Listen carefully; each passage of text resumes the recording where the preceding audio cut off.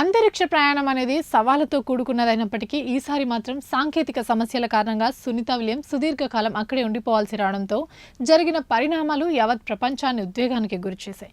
కేవలం 8 రోజుల్లోనే పూర్తి కావాల్సిన ఆమె ప్రయాణం ఏకంగా 9 నెలలు పట్టింది.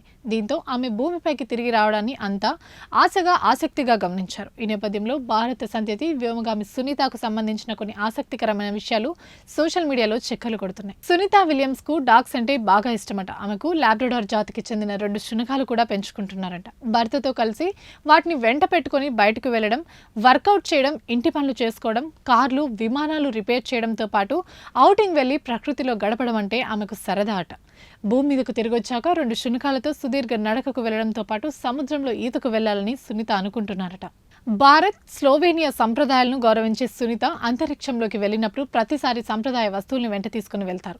ఒకసారి స్లోవేనియా పథకంతో పాటు ఆ దేశానికి చెందిన ఓ తినుబండారాన్ని, భారత్కు సంబంధించిన ఓ సమోసాన్ని వెంట తీసుకెళ్లారట. వీటితో పాటు గణేశుడి విగ్రహాన్ని కూడా తీసుకెళ్లారు. హిందూ మతాన్ని ఆచరించే సునీత 2006లో భగవద్గీతను ISSకు తీసుకెళ్లారు. రెండోసారి వెళ్ళినప్పుడు ఓం గుర్తును, ఉపనిషత్తుల కాపీని వెంట పెట్టుకుని వెళ్లారట. ఇవి ఇప్పటివరకు అప్డేట్స్. మరిన్ని అప్డేట్స్ కోసం చూస్తూనే ఉండండి పురా లోకల్.